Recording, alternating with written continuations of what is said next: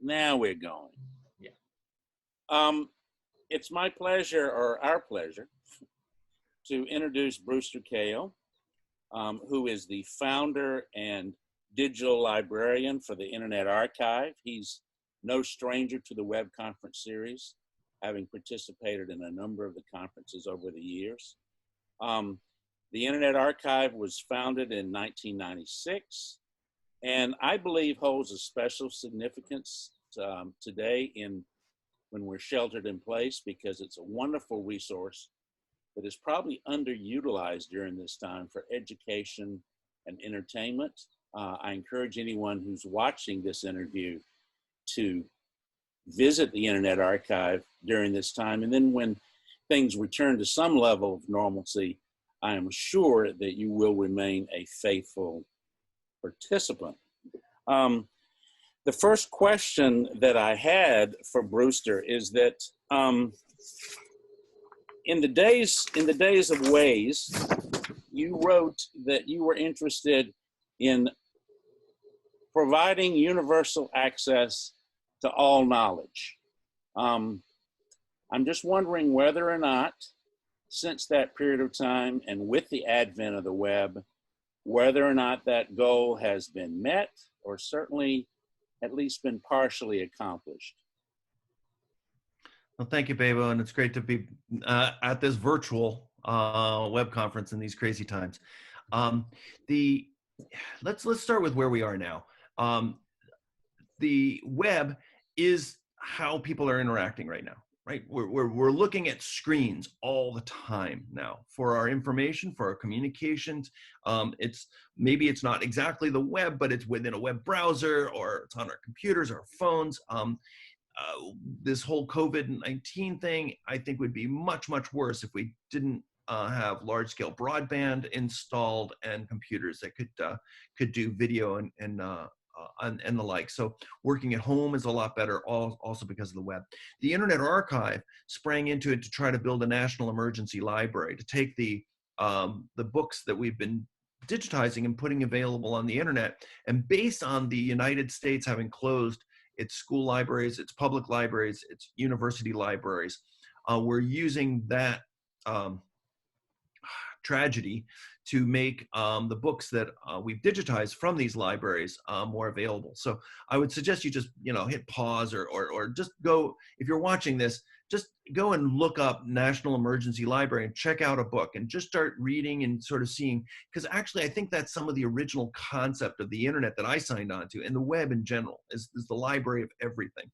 The Internet Archive is now collecting about 1 billion URLs a day to try to build a backup of the web and putting it in the Wayback Machine. Building 1 billion is a lot, but it's being used a lot more these days, because the web, for all its great things, also is, I guess one of its great things was so simple, but it was so simple it left out some of the basic structures that you want out of publishing infrastructure, which is multiple copies in multiple places. I mean, the URL is just, it's kind of brain dead. It's got where you're supposed to go for this piece of material, and if it's not there, then it'll give you one of those convenient 404s. It's like, this stinks. And so we've been trying to patch that by going and making the Wayback Machine. And now Brave browser went and bundled it into their browser, so that if you hit a 404 or a number of other errors, it will go and suggest that you look things up on the Wayback Machine. So that's good. But the average life of a web page is only 100 days before it's changed or deleted. This is no way to build a culture. So 3 years ago, when we were trying to figure out what to do about some of the misinformation, disinformation that's going and splattering all over the internet, and based on, again, very centralized services that weren't the original vision of the web, but we're back to the AOL worlds when we're dealing with the Facebook and Twitter sort of concentrations of power of what it is people are talking about. So we went to reinforce the web however we could, and the easiest place was Wikipedia. So the Internet Archive is now about the 160th most popular website. So there are 160 more popular in the Internet Archive, but there's 100 million that's less. But Wikipedia is number 5. So what we wanted to do is try to reinforce Wikipedia. So working with the Wikipedia communities, we made a robot to go and test links and fix them, and put them to the Wayback Machine if we had a copy that was reliable of what the author intended. We've now fixed 11 million broken links, which is kind of awesome. And we're trying to basically make all of the footnotes that go to books now, if you click on them, want to open right to the right page, right? So basically a footnote engine. And then weave that into Wikipedia, and then beyond that. Then also we need to do it for journal literature. So the idea of the World Wide Web, if you take it back, it's Memex really, but I read the Memex paper, highly recommend that. Just read it. It's surreal. It's so good, and it goes so much further than what the web did. So it's As We May Think, by Vannevar Bush, 1945. Ted Nelson's ideas. I mean, the web has really fallen short of even Ted Nelson's ideas of backlinks, of having a payment infrastructure, all the things that actually are causing some of the real problems that we're seeing in the World Wide Web. Roger McNamee says it's basically just the ad model. I mean, the ad model is winner takes all, and it makes for few very empowered organizations, and it makes for people optimizing kind of the wrong things, where the royalty model of the book publishing industry, I think, works a lot better. So let's see if we can try to extend some of those business models into the World Wide Web going forward. But that said, we have made big progress. People have trusted other people through the World Wide Web. They've tried putting themselves up, making themselves available through these tools in ways that actually are astonishingly great. Just the sharing and the fun and the frolicking that we see on an individual basis, if you take away some of the corporate interfaces to the World Wide Web, there's just this massive sharing that's going on. But for me, all of this started in 1980. Idealist, technologist, MIT, so wanted to go and build the Library of Alexandria for the digital age. And we had to go and build a few components. We had to get the computers to work better. We had to get the networks to work. We had to get publishers on board, and all of those things are going at this point. But in fits and starts. If you just take the book publishing industry, for instance, they're really not participating in weaving into the web. And even the music guys actually look like they're, forward thinking. And that's really hard to kind of believe compared to the book publishing industry. Or if you take the journal publishing industry, they just sit it out completely, mostly, and just try to charge people paywalls and fracturing themselves off from building an ecosystem of a global brain, of that sort of, can we not only go and just have access to these materials, but can we compute on these materials? Can we have people and content and computers all sort of interacting to go and build a better system? And we have first parts of that. I mean, Google is, the Google search engine is freaking amazing. But we could go so much further. Let me ask you a question about, in 1993, you wrote that interfaces for information access and retrieval are a long way from the ideal of the electronic book that you cuddle up with in bed. Nevertheless, today's interfaces are coming closer to supporting browsing, selection, and retrieval of remote information by non-technical users. Do you think that we've come a long way, certainly from the time that you wrote that? And yes. What else can, we hope to see or ideally see in the future? Yes, we've come a long way, right? I mean, yeah. I mean, just if you dial back to 1993, that's sort of the era of the Waze and Gopher. We're still, a lot of people were dialing up to the internet and going, and it was 1200 baud, and if you're really, God, I got 2400 baud, 9600 baud. Wow, imagine all the text is coming up really fast. Wow, we might be able to do images. No, never going to be able to do images. So we've come a long way. The always on internet is now assumed that we're connected via our phones.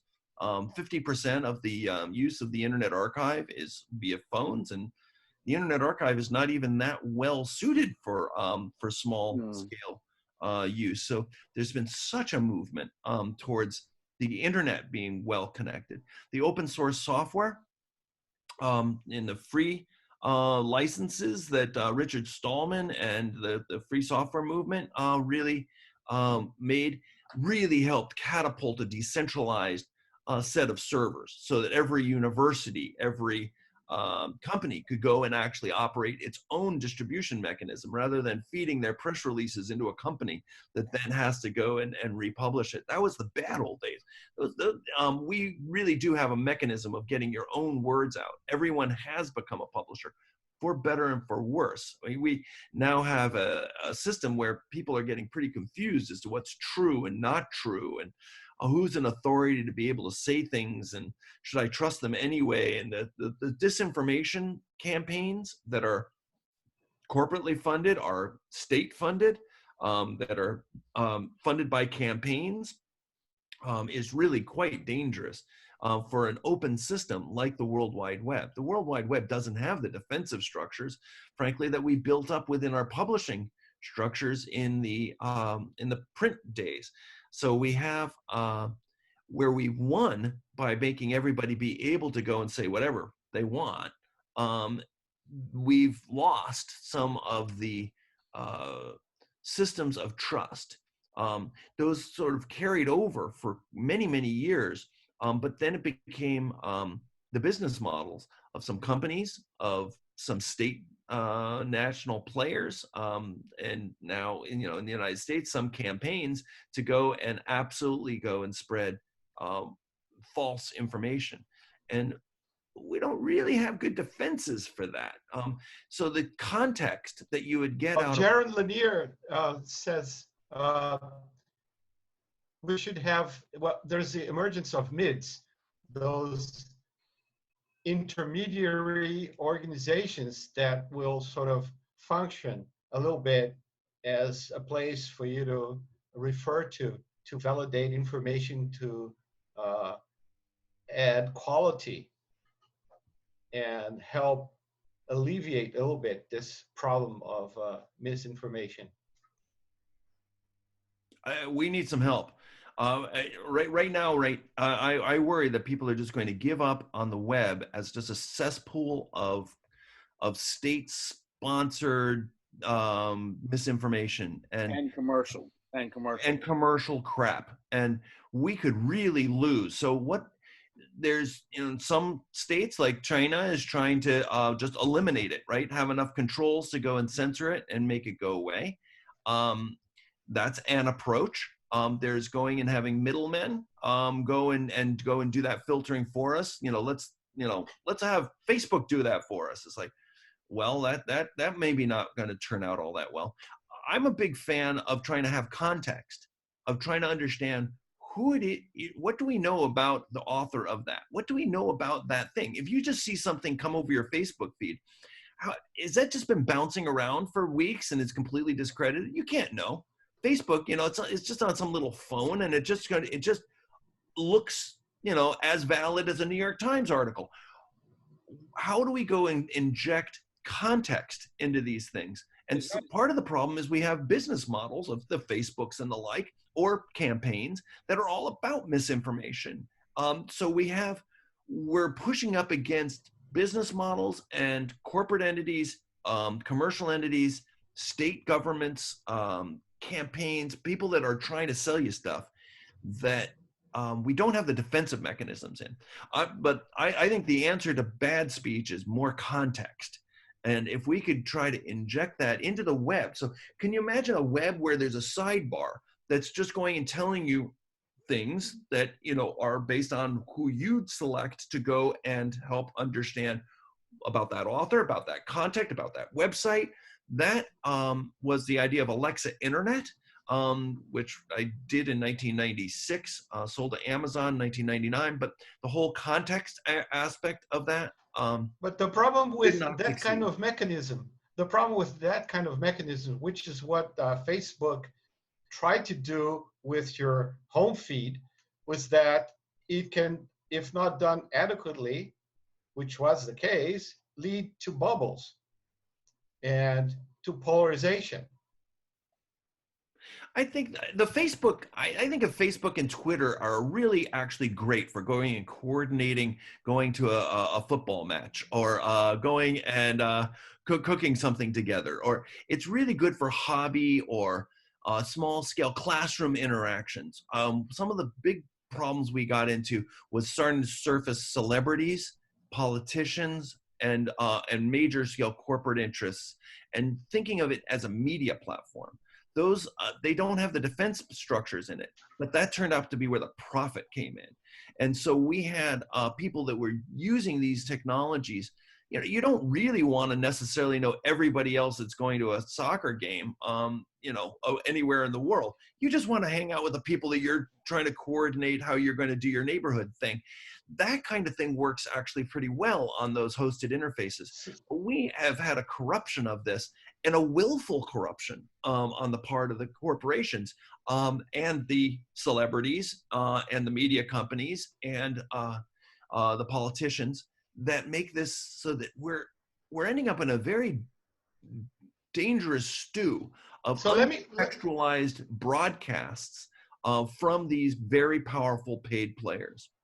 Let me take the opportunity now to tie back to what you said earlier about Wikipedia and edit wars and reference to materials. Now, one phenomenon that has been happening recently that I've observed, not just me, especially with the COVID-19 crisis, is that there is a huge pressure for scientists to actually publish new material and recent results in a sort of a pre-print fashion. And a lot of them are doing that through Twitter. So somehow Twitter, in many respects, has become one of the venues where people go to actually get technical scientific results in the Twitter feeds of the scientists, and also read by scientists as well as other actors. And also there is evidence that tweeting about your research increases your citation counts as well. So does that mean that we should also be including this kind of content into the archives? The answer is yes, it should all be in the archive. It's the only way for us to understand what it is that happened after the fact, but also be able to understand what people are deleting. Yes, and this COVID-19 thing, this is unfolding in days and weeks. We want to know what's going on. What are some cures that might actually be able to help, or at least tests? And so it's all moved on to these really transient territories where blogs are starting to feel like outdated journal publishing, which made book publishing look like a dinosaur. So we're seeing this ever speeding up, and some of it's good, I guess, and it's certainly what's happening. So how do we go and adapt our technologies to be able to help provide robust information even if it's after the fact? Paul Ginsburg, his archive with an X, the idea of doing a preprint server, I think actually helped his field. And we had the copyright problems of the monopoly serial publishers. So, yes, we had the problem that you couldn't actually get to academic published materials. And so he did this hack of these preprints, which speeds things up. So that's good. But they're actually not the published works. And some of those things are locked up in these paywalls that, if you pay a lot of money or, happen to be in a big university, you can get access to, but it's not woven into the web. We're bringing up a generation right now on whatever it is you can get access to, right? That's, kids will just learn from what they got. And any of us that know something about our particular field, there may be a Wikipedia article on it, but the depth may not be there. It's probably not there. it's behind some paywall, or it hasn't been digitized at all, or it's just not on the web. So we've conned everybody into going and turning to the web to answer questions. And they did it. And then we didn't build out the rest of the web to be good enough. And it, shame on us. And we, the web community, right, the people that are coming to this conference, we're not only responsible for this, it's our duty to fix it. That we really need to move forward and make this web of knowledge a good, solid infrastructure for people to learn from. Otherwise, we're going to get the generation we deserve. We're going to get the elections we deserve. We're going to get the civic participation that we deserve, which can be easily currently poisoned. So reinforcing Wikipedia. 3 years ago, Catherine Maher, head of Wikipedia, said something that chilled me to my spine. She said she was worried that truth might fracture. It's like, what does that mean? And she said that Wikipedia is based on the idea that there can be a consensus on any one subject. Right? Yes, there's pushes and shoves, but there's not like two whole concepts of truth around a headline. And I said, okay, that sounds bad. How would truth fracture? How would Wikipedia break? And she said, citation wars. She said, the problem is that behind every Wikipedia page, people are basically jockeying for what assertions make it into the article. Yep. And the way that you win a citation war is based on the weight and the significance and the importance and the reputation, verifiability of the reference. You know, Brewster, I'm glad you brought up archive.org, because I believe one of the things that does is, just as you say, it's actually encouraging peer review, which is not what you're going to see, for example, of people putting scientific content in something like Twitter. You've got peer review of a very different form in Twitter comments. But I think that there's, like, Wikipedia, I think, is a really terrific resource, and we should basically double down and help reinforce it by going and making it. Oh, well, just one more thing on Wikipedia. They said that the thing that helped, you can win your citation war if your link is clickable. If you can click and read it, you're better off. Yeah. And unfortunately now, in this very ad-driven commercial world, a lot of the stuff that is freely accessible is, well, paid for points of view.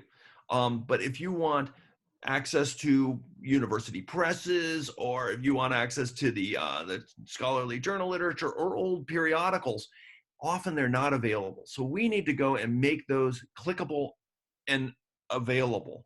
And this is not always seen as a good idea on the part of the publishers that are trying to strangle out a model of having fewer and fewer readers pay them more and more money.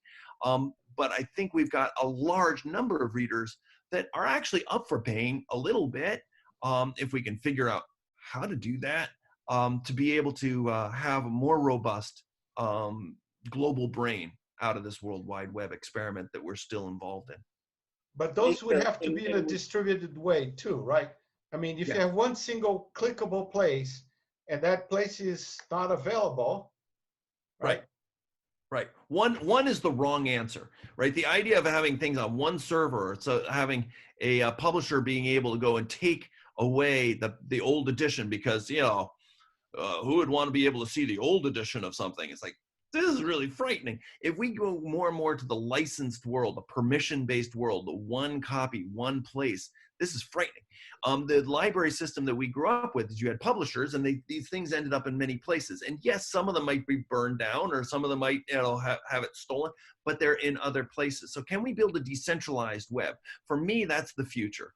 If we could use the web community to build something, it would be build a peer-to-peer backend for the web, so that when you click, you're getting it from everywhere and nowhere.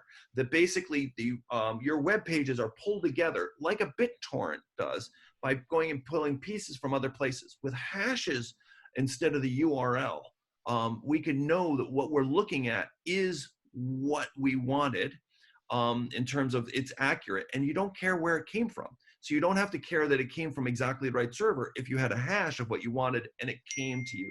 That a decentralized peer-to-peer backend for the web that is snappy, that could support privacy better than our current World Wide Web, which is kind of a big surveillance engine. That is, I think, where we want to go. The Internet Archive has been investing in this by doing sets of conferences. We have dweb.archive.org. You can try it. It fires up IPFS and GUN and WebTorrent to go and try to build an Internet Archive, but decentralized. Can we build a blank but decentralized world? Let's take Slack. Let's make that, but decentralized. Google Docs, one of the great miracles of our modern time. Can we make Google Docs, but decentralized? Can we build Facebook, but decentralized? Can we build WordPress, but decentralized? I think that those are some of the challenges that our community could live up to. The JavaScript, the encryption, a lot of the tools that are available now that Tim Berners-Lee did not have access to when doing the original very simple World Wide Web are available to us now to be able to build a decentralized web. Brewster, in consideration of your schedule, you might have already covered this, but what are a few takeaways or messages that you want to give to the people in the conference who are viewing this? We've done something pretty amazing by building this World Wide Web. We just can't stop here. That it's in danger. That we've got an infrastructure that is being hijacked. It is being monopolized by very few players. It's being used to track people. It's very difficult to go and buy and sell things on the internet without going and subscribing to an iTunes or an Amazon or something really sort of centralized and who needs it. So we have adoption out there. We've got technologies that are really great. We still have people's attention. Let's fix it. Let's the Internet Archive, nonprofit, I think is a better structure. The Wikipedia is better structure, universities, better structures, but all of these things are going to be whacked by this COVID-19 and the shift towards radical authoritarianism that's going on around the world. That we've got people that want to basically manipulate the World Wide Web and its full audience for their own purposes. That is happening at scale. We need work. It's technical work. We need abilities to go and have systems that you don't just immediately go and say, what the hell? You know, Zoom, right, is now banned for this conference because of its privacy problems. And that was Citizens Lab in Toronto that went and figured out that there was real problems there. If you read Zoom, they said it's all end-to-end encrypted. Apparently, it wasn't. It's like, this doesn't work, guys. We can build better structures than this. We built WebRTC into these browsers. Why aren't we using that more? Why aren't we going and building out the peer-to-peer infrastructures that the web now can endure and frankly really need? The Internet Archive, terrific. Thank you very much for using it. Please use it for more. Please tell us how we can be better. But let's go and make other copies, other places. Let's go and build better technologies. Let's live up to the dream. Let's live up to the dream of the Memex, of Ted Nelson Xanadu, Tim Berners-Lee World Wide Web. I mean, let's go back to some of the ideas. I don't think it's just going back. I think it's going forward, using the new peer-to-peer technologies, the encryption, even the payment systems, the Bitcoins. All of those are very exciting towards moving our infrastructure forward. So it's more people-oriented, where there's more winners. I like working on games where there are many winners. I think of myself in the best case as maybe a game master. And a game master makes it so that everybody's a winner. The idea that at the end of the day, there's just one organization or one person that's clawed and clubbed their way to the top, and oh, isn't that awesome? That's the MBA way. That's not the technologist way. That's not the way that really we want to build a better society. Let's build that society together. Fantastic. Fantastic. Very good. Thank you so much, Brewster, for taking the time. Thank you, Bebo. One quick question.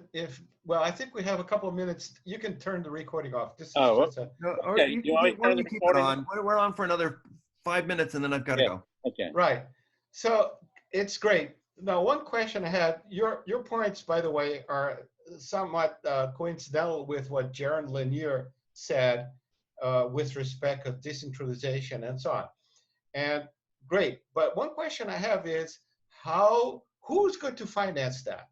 I mean, we, uh, I don't think it's viable that, for instance, each person or each person's computer, as in BitTorrent, will sustain these larger sized uh, infrastructures. Oh, why You not? can have those too, but you need some uh, more Okay, permanent, let's reliable. start with some of the misappropriation of money.